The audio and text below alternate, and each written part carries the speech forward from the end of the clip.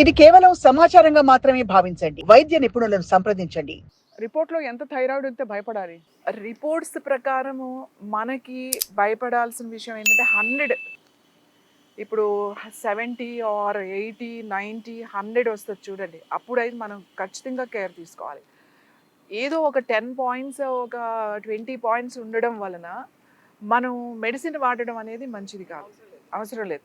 ఈ లైన్స్ అనేవి ఈ లైన్స్ ఒక అవగాహన కోసం పెట్టినవే. మనకి 100 ఉన్నా 90 ఉన్నా పర్వాలేదని రిలాక్స్ అయిపోతాం మనం.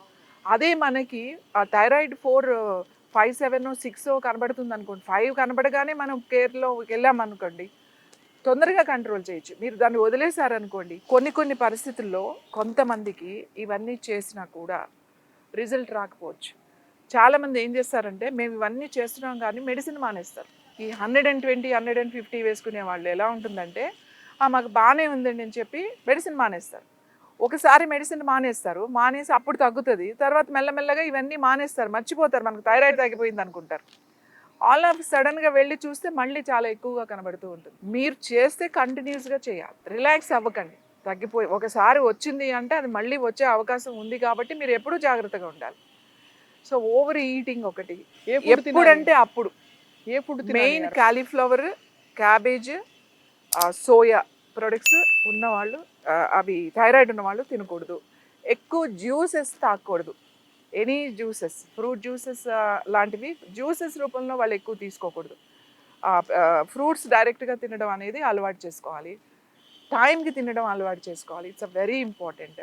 మీ గ్లాండ్స్ ఏదైనా సరే గ్లాండ్స్ యాక్టివేట్ అవ్వాలి అని అంటే, దానికి ఎనర్జీ కావాలి అని అంటే మీరు టైం మెయింటైన్ చేయాలి. మీ ఫుడ్ డైట్ చేయడం అంటే ఇది తినకూడదా అది తినకూడదా కాదు. రైస్, వీటు, మళ్ళీ మిల్లెట్స్, ఇలాంటి రైస్, మిల్లెట్స్ తినకూడదు. మిల్లెట్స్ ఎక్కువగా తినకూడదు. రైస్ తినొచ్చు, ఏం ప్రాబ్లం లేదు, రైస్ తినొచ్చు. మిల్లెట్స్ తినొద్దు. అలాగే కొన్ని నట్స్, ముఖ్యంగా డ్రై ఫ్రూట్స్ ఎక్కువ తినకూడదు. ఎక్కువ తినకూడదు.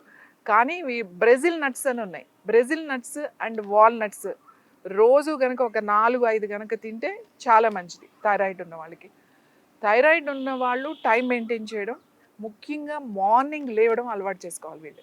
ఈ థైరాయిడ్ కనుక తగ్గాలి అని అంటే సూర్యుడు అంటే ఉదయించే కన్నా కొంచెం ముందే కనుక లేచి వీళ్ళు కాస్త యాక్టివ్గా స్నానం చేసి ఇవి కనుక ప్రాక్టీస్ చేసుకుంటే ఆ సన్ రైజింగ్ ముందు ఎక్సలెంట్గా ఉంటుంది. వాళ్ళకి ఆ మూడ్ స్వింగ్స్ ఉంటాయి, అవన్నీ పోతాయి. చాలా సింపుల్గా పోతాయి మీకు అవన్నీ కూడా. సో ఇవి చేసుకుంటే ఆసనాలు కూడా ఉన్నాయి. ఆసనాల్లో ఏంటి అంటే main reverse postures. All reverse postures is very important for thyroid gland. Sarvangasana, shirshasana. అంత మాకు సర్వాంగాసనం, శీర్షాసనం అంటే అందరూ చేయలేరు కదా, ఏం పర్వాలేదు. ఒక వాల్ దగ్గరికి వెళ్ళిపోయి కాళ్ళు 2 గోడ మీద పెట్టేసి హ్యాపీగా కొంచెంసేపు అట్లా ఉన్నారనుకోండి, రివర్స్ సర్క్యులేషన్ అవుతుంది. అంటే మొత్తం ఫ్లో అంతా మీకు ఈ గ్లాండ్కి వస్తుంది.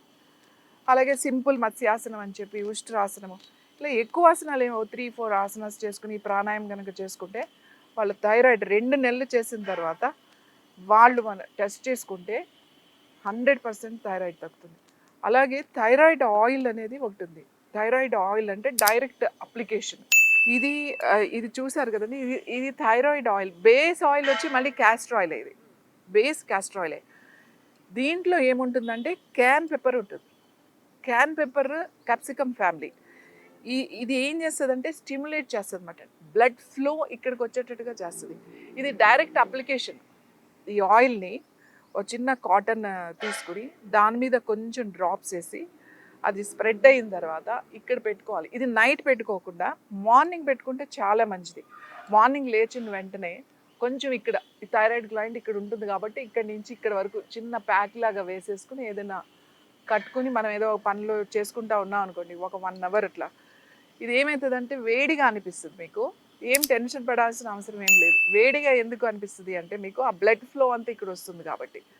ఇది రోజు కనుక పెట్టుకుని నేను చెప్పిన ప్రాణాయామము తర్వాత అవి చేసుకుంటూ చేశారు అని అంటే మీకు ఖచ్చితంగా 2 నెలల తర్వాత మీరు రిపోర్ట్ చేంజ్ అయిపోతుంది. అద్భుతం అండి అసలు. మెల్లగా మీరు థైరాయిడ్ ట్యాబ్లెట్ని మెల్లగా కట్ చేసుకుంటారు. ఆల్ ఆఫ్ సడన్గా మీరు 75 mg 100 mg తీసుకున్న వాళ్ళు ఆల్ ఆఫ్ సడన్గా మీరు కట్ చేయొద్దు.